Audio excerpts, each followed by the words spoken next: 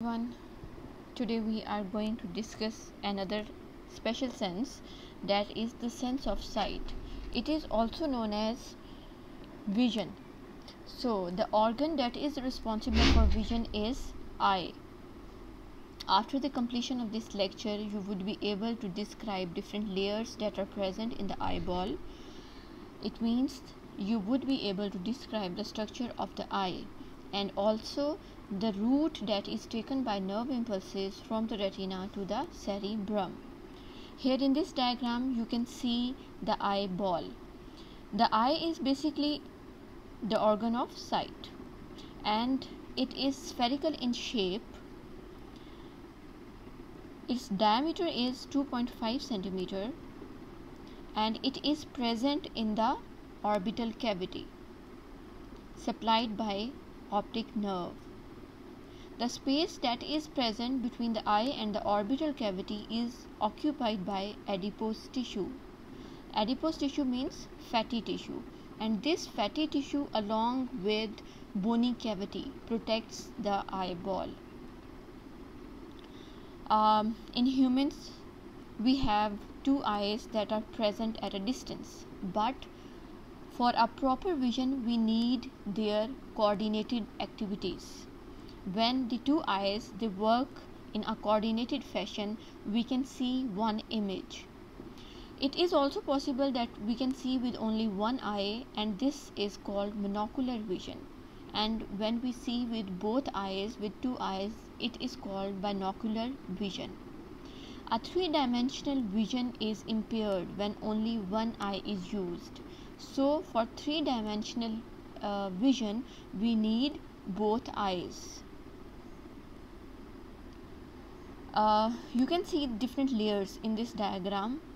There are three major layers that are present in the eyeball. The outermost layer is a fibrous layer and it is made up of sclera and cornea. The middle layer is vascular layer and it is known as uveal tract. The uveal tract is further consists of choroid, ciliary body and iris. And the innermost layer is a layer of retina. Now first of all, what is sclera and cornea? Sclera and cornea forms the outermost layer. And sclera is basically white in color and it is present in the posterior and lateral aspects of the eyeball. So this is white in color, and anteriorly it is continuous with the cornea, which is transparent in color. Means it has no color, it is transparent. It consists of fibrous membrane that maintains the shape of the eye, and sclera gives attachment to the extrinsic muscles of the eye. So the sclera is basically a tough fibrous tissue that is white in color and present posteriorly and laterally, and anteriorly it is continuous with a transparent cornea. Anteriorly, the sclera continues as a clear transparent membrane, which is cornea. Basically the light rays they pass through the cornea to reach the retina, and cornea is basically a convex structure, and it is involved in refraction of the light, and this refraction is necessary to focus the light rays on the retina. And refraction means bending of the light, the straight waves of light that enters the eye. The first structure through which they have to pass is the cornea. So cornea is a convex structure. When the light rays pass through them, they are refracted, means there is bending of the light rays, and then these bended light rays can converge on the retina. Next layer is the inner to the sclera. There is choroid, a layer of choroid, and it lines the posterior 5/6 of the inner surface of the sclera. The choroid is extremely rich in blood supply and it is dark brown in color. When the light enters through the cornea and then the pupil, it stimulates the receptors which are present in the retina, and then this light is absorbed by the choroid. The light is then absorbed by the choroid. Then we have the ciliary body. Ciliary body, basically it's the anterior continuation of the choroid.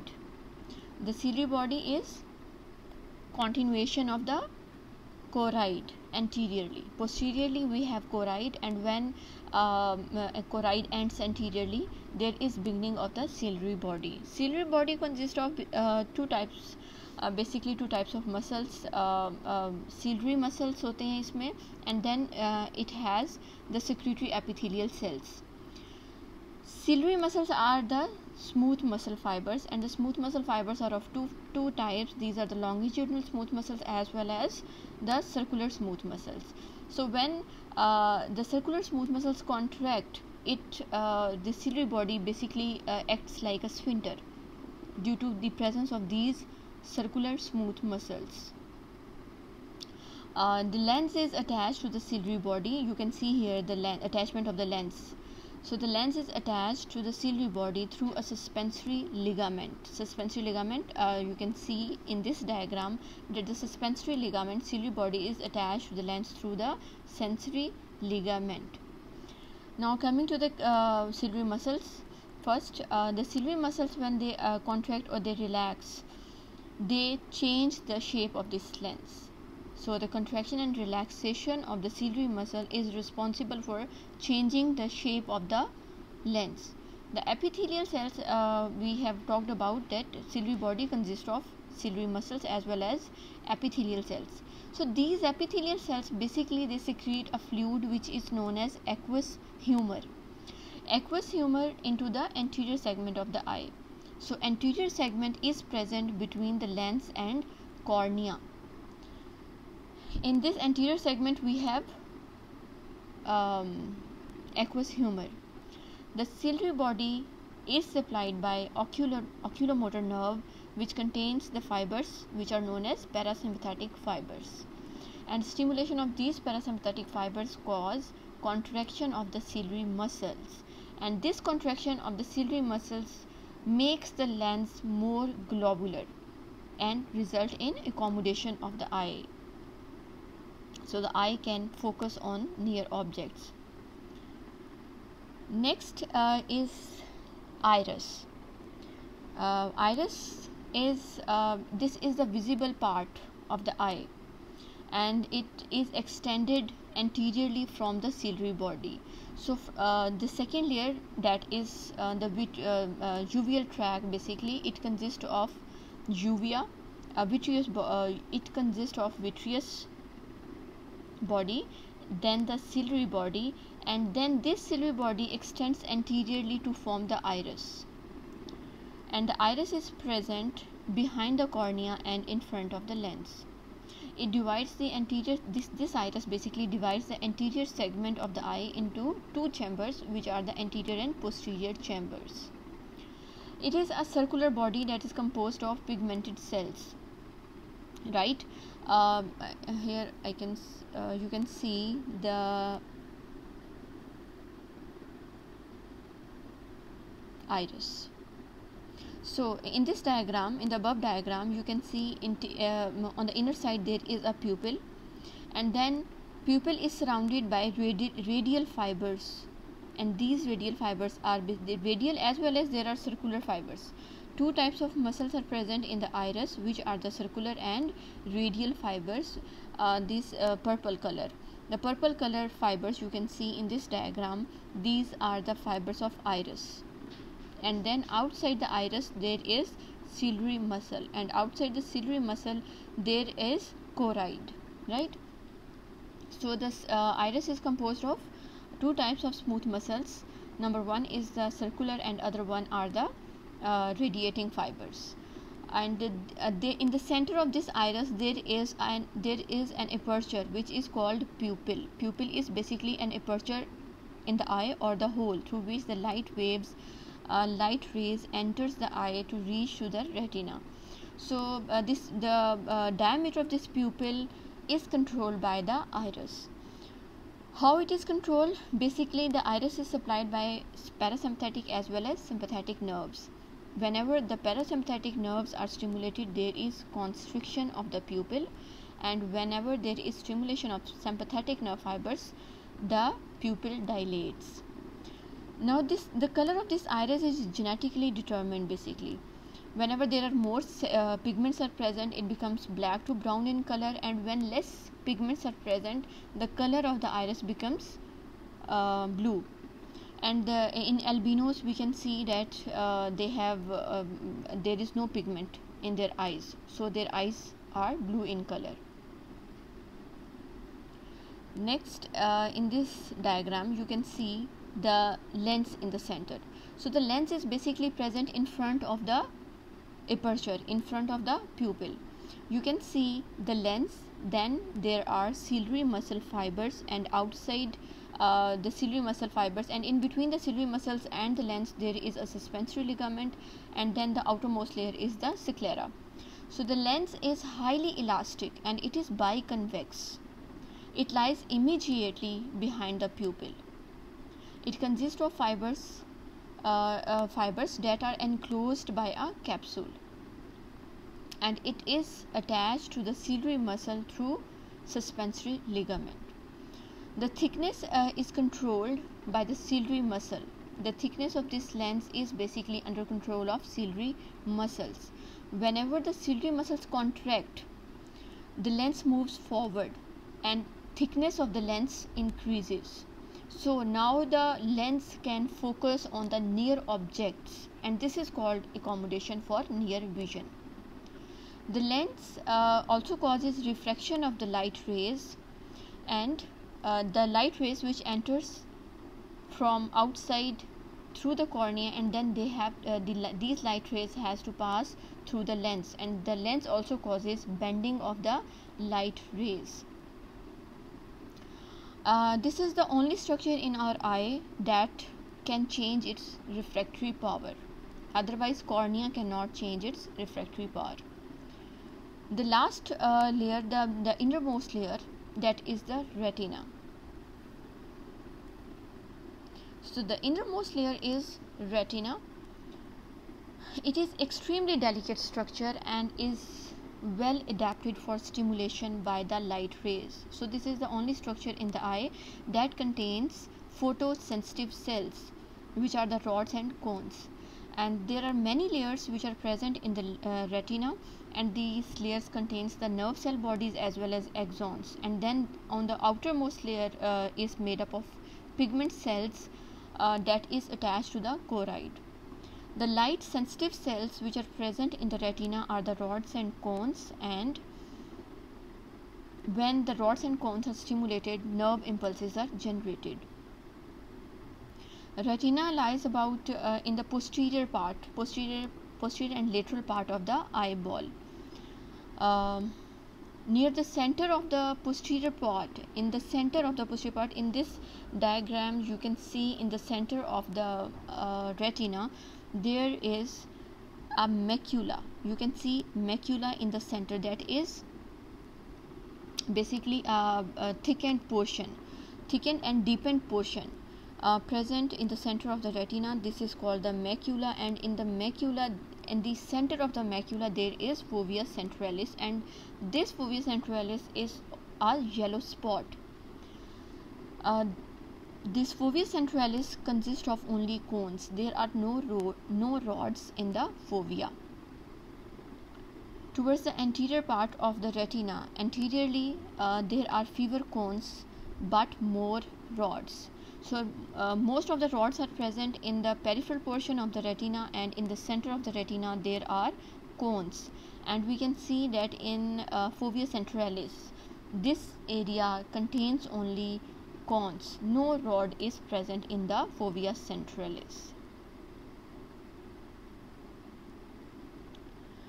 Again, in this diagram we can see a yellow area, the uppermost labeling optic disc. So what is optic disc? About 0.5 centimeter nasal to the macula there is an optic disc, and this optic disc is also known as blind spot, because this optic disc does not contain any rods and cones, so this area is not involved in vision. Optic disc is an area from where the optic nerve originate and moved out of the orbital cavity. So optic disc से आपकी optic nerve eye ball से बाहर जाती है और इस area में कोई रॉड्स एंड कॉन्स नहीं होते. So this area has no light sensitive cells. This area is also known as blind spot. Here in this diagram you can see the rods and cones. The elongated cell, the nerve cell, is known as rod and cones are conical in shape. Blood supply, you can see here that the different arteries and veins in this diagram. So basically the blood supply of the orbital cavity of the eye is through the ophthalmic artery, which is a branch of internal carotid artery. This ophthalmic artery then divides into the ciliary arteries and into the central retinal artery. So that's the blood supply that's the arterial supply, and then again there is venous drainage through the central retinal vein and different small number of veins that empty into the deep venous sinus. Interior of the eye contains two segments. There are two segments in the interior of the eye. In this diagram you can see two segments, anterior segment as well as posterior segment. Anterior segment is present, it is basically a space that is present between the cornea and the lens, and this is further divided into anterior and posterior chambers with the help of iris. Both the anterior and posterior chambers, they contains a clear fluid which is known as aqueous humor, and we have already studied that this aqueous humor is produced by the epithelial cells of the ciliary body. So it is produced basically through the ciliary body, the epithelial secretory cells in the posterior chamber, and from posterior chamber it moves through the iris into the anterior chamber, and at the angle between the iris and cornea there is a canal of Schlemm, from where this aqueous humor is reabsorbed. So reabsorption of the aqueous humors took place in the anterior segment at the angle between the iris and cornea through canal of Schlemm, and from there this aqueous humor is taken up by the venous blood. So this aqueous humor is responsible for maintaining the intraocular pressure in the anterior segment of the eye, and this ocular pressure is 10 to 20. Normal ocular pressure should be 10 to 20 millimeter of mercury, and if it becomes greater than 20 millimeter of mercury, this results in production of glaucoma. The major function of this aqueous humor is basically to supply nutrients and to remove the waste products from those structures of the eye that does not have any blood supply, and these structures are lens and its capsule and the cornea. Now coming towards the posterior segment, behind the lens there is the posterior segment, and this is called vitreous body, and it contains a fluid that is jelly like substance which is also transparent and colorless. This vitreous body also maintains sufficient intraocular pressure to support the retina, and it also prevents the eye from collapsing. The eye keeps its shape because of the intraocular pressure that is exerted by the vitreous body as well as the aqueous humor. Next is the optic nerve.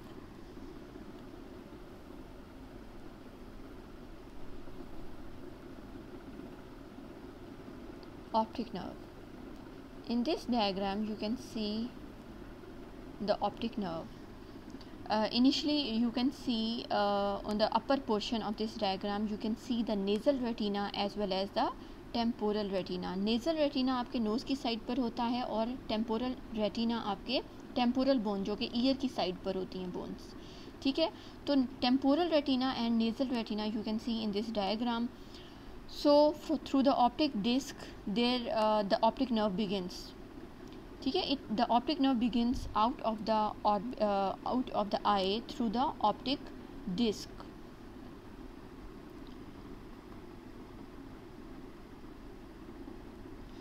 This optic nerve moves posteriorly and medially through and it moves out of the orbital cavity through the optic foramen. Then these optic nerves, the optic nerves from the two eyes, they meet with each other at the optic chiasma. You can see in this diagram the optic chiasma. Optic chiasma is basically present above the pituitary gland, and at this optic chiasma the nerve fibers of the optic nerve from the nasal side of each eye, they cross over to the opposite side. We can see in this diagram that the nasal fibers of the optic nerve, there is crossing over of these fibers. ये fibers cross over करके दूसरी side पे चले जाते हैं, जबकि temporal side के जो फाइबर्स हैं ऑप्टिक नर्व में, जो टेम्पोरल साइड से फाइबर्स आ रहे हैं वो सेम साइड पर ही रहते हैं. They does not cross over to the opposite side. So optic chiasma is a place where crossing over of the nasal fibers take place. And from optic chiasma there is origination of the optic tract. So in optic tract there are two types of fibers, the nasal fibers from one eye and the temporal fibers from the other eye, right? So this is the optic tract. In this diagram, optic tract, the fibers from the optic tracts, they then relay in the thalamus, in the lateral geniculate body of the thalamus. This lateral geniculate body is present in the thalamus. The optic tract fibers, they go to the lateral geniculate body and then they relay there. They synapse with the cells, nerve cells that are present in the lateral geniculate body. From the lateral geniculate body, the fibers arises and they moves posteriorly and medially, and these fibers are known as optic radiations. These optic radiations then they terminate in the visual area, and this visual area is present in the occipital lobe of the cerebral cortex. So finally this the visual area is responsible for our vision.